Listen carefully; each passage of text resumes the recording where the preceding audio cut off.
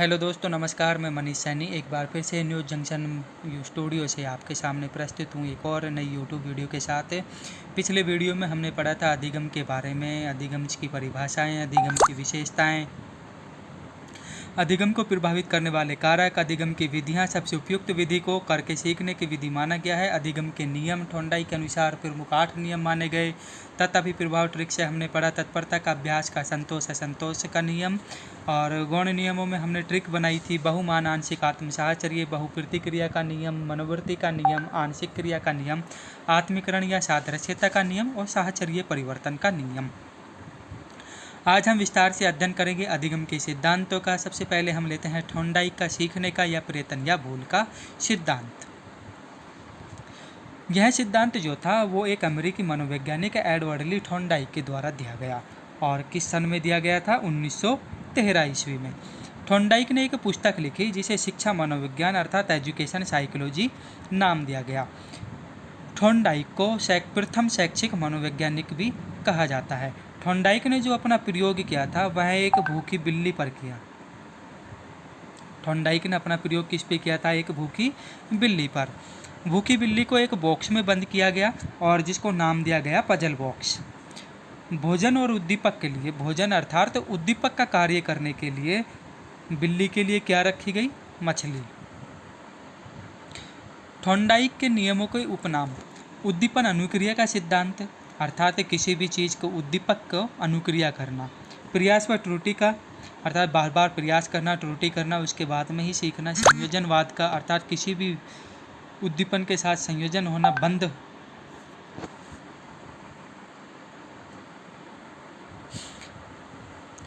Thorndike के नियमों के उपनाम: थॉर्नडाइक के नियम को थॉर्नडाइक के प्रयास या त्रुटि के नियम को कई नामों से जाना जाता है, जिसमें उद्दीपन अनुक्रिया का नियम, प्रयास व त्रुटि का नियम, संयोजनवाद का नियम, अधिगम का बंद सिद्धांत, प्रयत्न व भूल का सिद्धांत और एसआर थ्योरी अर्थात स्टिमुलस रिस्पॉन्स।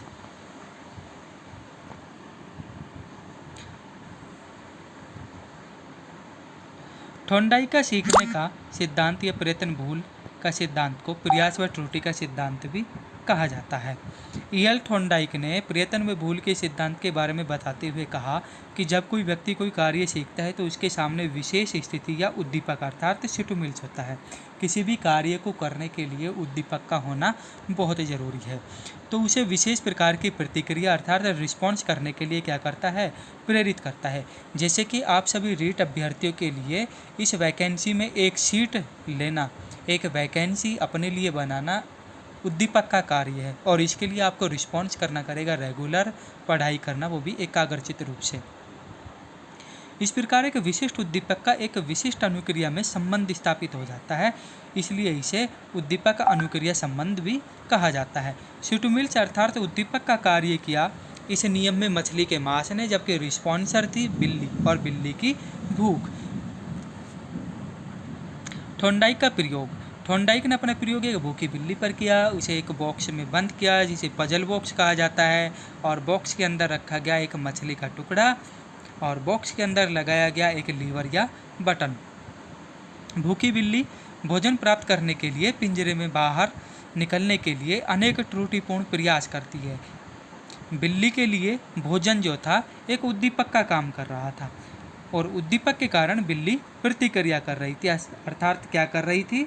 रिस्पॉन्स कर रही थी। बिल्ली ने अनेक प्रकार से बाहर निकलने का प्रयत्न किया। एक बार संयोग से उसके पंजे से लीवर दब गया।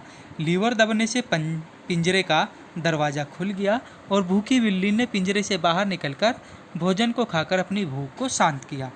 थॉर्नडाइक ने इस प्रयोग को बार बार दोहराया तथा देखा कि प्रत्येक बार बिल्ली का बाहर निकलने में पिछली बार से कम समय लगा, और कुछ समय बाद बिल्ली बिना किसी प्रकार की भूल के एक ही प्रयास में पिंजरे का दरवाज़ा खोलना सीख गई। इस प्रकार उद्दीपक और अनुक्रिया के बीच में क्या स्थापित हो गया? संबंध स्थापित हो गया, क्योंकि बार बार प्रयास किया गया बिल्ली के द्वारा। उपयुक्त प्रयोग में बिल्ली के द्वारा जो चरण अपनाए गए थे वो देखिए। चालक का काम जो किया वो बिल्ली की भूख ने किया। लक्ष्य क्या था? मछली के मांस को प्राप्त करना। और लक्ष्य प्राप्ति में जो बाधा थी वह थी पिंजरे का बंद दरवाजा। लेकिन उद्दीपक का जो कार्य किया था, किसका कार्य? उद्दीपक का कार्य वो किया बिल्ली की। अब देखिए इस प्रयोग के प्रमुख चरण। चालक का काम किया भूख ने। लक्ष्य क्या था? मछली का मांस। और लक्ष्य प्राप्ति में जो बाधा थी वो थी पिंजरे का बंद दरवाजा। एक नोट देखिए, बालक का चलना सीखना और वयस्कों के द्वारा टाई की गांठ बांधना सीखना अभ्यास जो होता है यह प्रयत्न व भूल पर ही आधारित है। अर्थात बालक का जब प्रारंभ में चलना सीखता है तो वह अभ्यास और त्रुटि के द्वारा ही सीखता है। वयस्क जब टाई बांधना सीखता है तो वह भी बार बार प्रयत्न के द्वारा ही सीखता है, अभ्यास के द्वारा सीखता है। इस सिद्धांत के अनुसार थॉर्नडाइक ने सीखने के नियम दिए जिन्हें दो भागों में बांटा जाता है, जो हमने पिछले वीडियो में पढ़ा था। मुख्य नियम, जिसमें एक ट्रिक हमने बनाई थी, तत्, अभि, प्रभाव। तत् का मतलब तत्परता, अभ्यास, और प्रभाव का मतलब प्रभाव संतोष या असंतोष का नियम। अधिगम के नियम देखिए दो भागों में जो बांटे थे, ये मुख्य नियम, ये गौण नियम। तत्परता का, अभ्यास का, प्रभाव का, बहुवचन क्रिया, मनोवृत्ति, आंशिक क्रिया, सादृश्यता का और साहचर्य का नियम। गौण नियम हमने पढ़े थे बहुमान, आंशिक, आत्म साहचर्य ट्रिक के साथ में। बहुमान,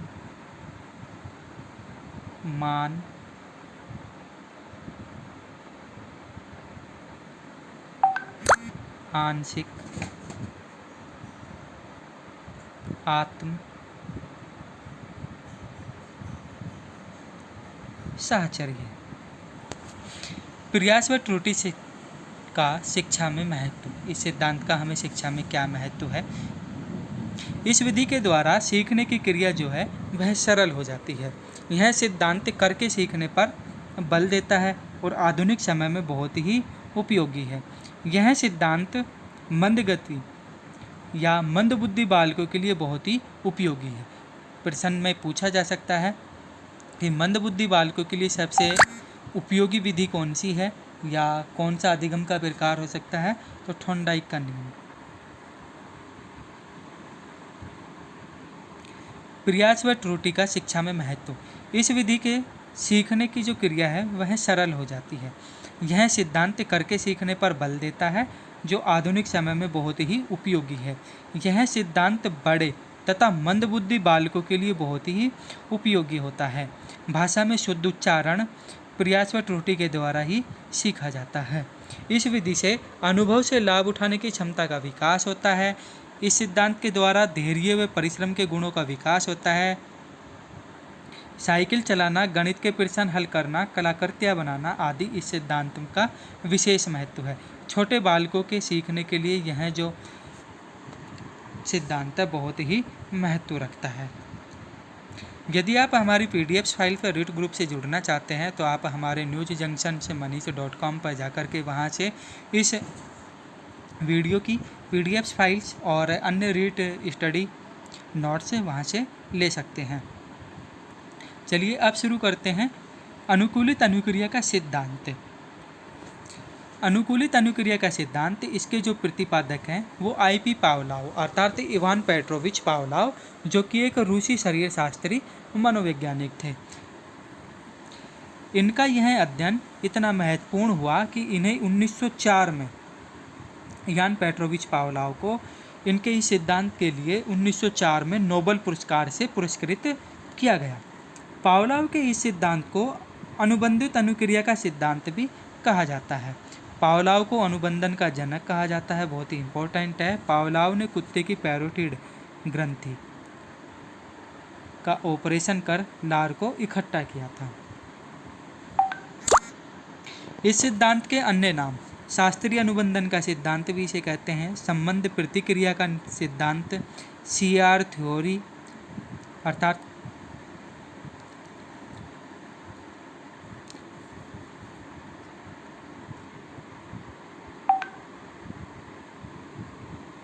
इस सिद्धांत के अन्य नाम। इस सिद्धांत को शास्त्रीय अनुबंधन का सिद्धांत, संबंध प्रतिक्रिया का सिद्धांत, CR थ्योरी, क्लासिकी अनुबंध सिद्धांत, अनुकूलित या अनुबंधित अनुक्रिया का सिद्धांत और अस्वाभाविक अनुक्रिया का सिद्धांत भी कहा जाता है। इस सिद्धांत के अनुसार UCS अर्थात अनकंडीशनल स्टिमुलस अर्थात स्वाभाविक उद्दीपक या अनुबंधित उद्दीपक जो भोजन, CS अर्थात कंडीशनल स्टिमुलस,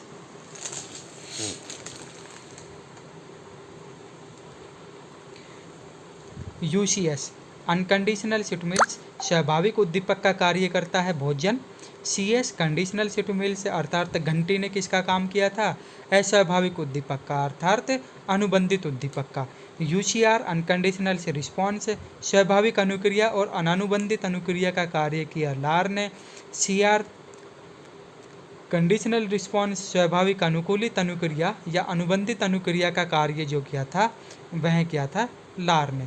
UCS अर्थात स्वाभाविक उद्दीपक क्या था, भोजन,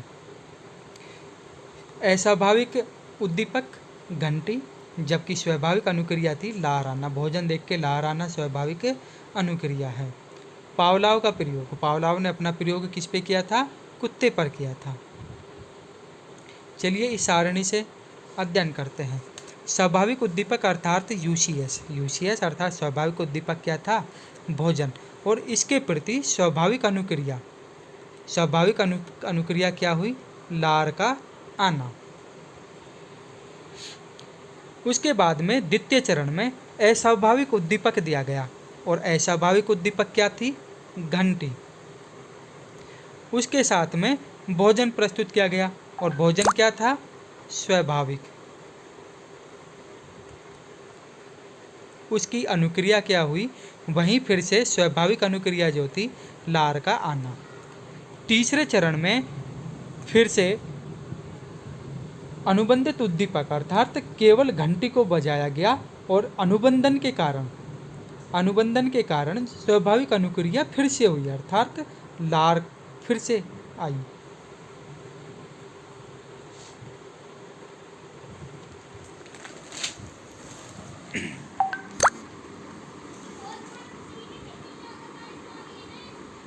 पावलाव ने अपने सिद्धांत को कुत्ते पर 3 चरणों में पूरा किया।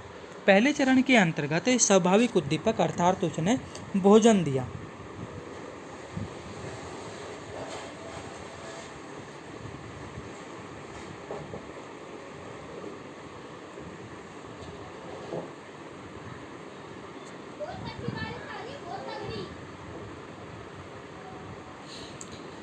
पावलाव ने अपना सिद्धांत 3 चरणों में पूरा किया।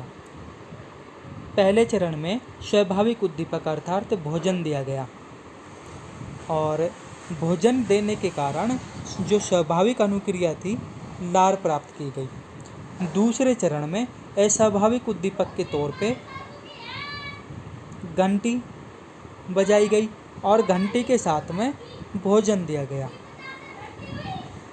और अनुक्रिया जो थी वो स्वाभाविक थी, लार का आना। तीसरे चरण में फिर केवल घंटी बजाई गई जो कि अनुबंध हो चुकी थी कुत्ते के साथ में, लेकिन भोजन नहीं दिया गया। लेकिन फिर भी क्या हुआ, लार प्राप्त की गई अर्थात कुत्ते का घंटी के साथ में अनुबंधन हो गया था, जिसकी वजह से कुत्ता फिर से लार छोड़ने लगा। देखिए अब प्रथम चरण के अंतर्गत UCS अर्थात अनकंडीशनल स्टिमुलस भोजन,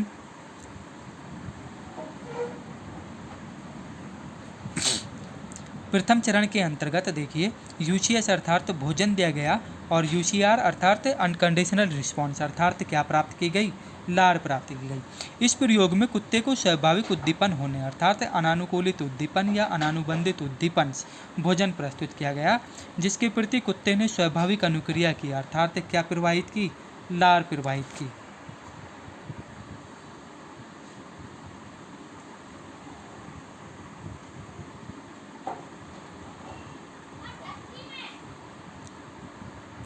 द्वितीय चरण के अंतर्गत घंटी बजाई गई और घंटी के साथ में भोजन दिया गया, तो उसके साथ में अनुक्रिया क्या आई? लार। दूसरे चरण में अस्वाभाविक उद्दीपक था घंटी, और घंटी के साथ में स्वाभाविक उद्दीपक भोजन दिया गया। इसके परिणाम स्वरूप स्वाभाविक अनुक्रिया हुई, और वह अनुक्रिया क्या थी कि लार की प्राप्ति हुई। तीसरे चरण के अंतर्गत जो अस्वाभाविक उद्दीपक था घंटी, वह बजाई गई, लेकिन जो स्वाभाविक उद्दीपक था भोजन, वह प्रस्तुत नहीं किया, लेकिन फिर भी अनुबंधन के कारण कुत्ते ने लार प्रवाहित की, अर्थात अनुबंधन हो गया था कुत्ते का घंटी के साथ में, जिसकी वजह से उसको बार बार यह लग रहा था कि घंटी बजेगी तो भोजन प्रस्तुत होगा, तो उसने केवल जो अपना अनुबंधन दिखाया, जो अनुक्रिया की, वह घंटी के साथ में ही प्रस्तुत कर दी। इस प्रयोग के द्वारा पावलोव ने यह निष्कर्ष निकाला कि यदि लंबे समय तक स्वाभाविक तथा अस्वाभाविक उद्दीपन का एक साथ प्रस्तुत किया जाए तो व्यक्ति अस्वाभाविक उद्दीपक के प्रति भी स्वाभाविक जैसी अनुक्रिया करने लगता है, अर्थात वह बीच के माध्यम को भूल जाता है। वाटसन का प्रयोग। वाटसन ने प्रयोग में अपने पुत्र अल्बर्ट पर किया। वाटसन ने अपना प्रयोग किस पे किया था? अपने पुत्र अल्बर्ट पर, जो कितने माह के था? 11 माह का। अल्बर्ट के सामने एक बालों वाला खिलौना खरगोश प्रस्तुत किया गया, और उस खरगोश के साथ एक डरावनी रोने जैसी ध्वनि भी सुनाई गई, जिसे सुनकर के वह बच्चा डर गया और रोने लगा। अब जब भी कभी उसको कोई खिलौना दिया जाता बिना किसी आवाज़ के भी, तो वह बच्चा अनुबंधन होने के कारण क्या करता? रोने लगता। शास्त्रीय अनुबंधन का सिद्धांत का शैक्षिक महत्व।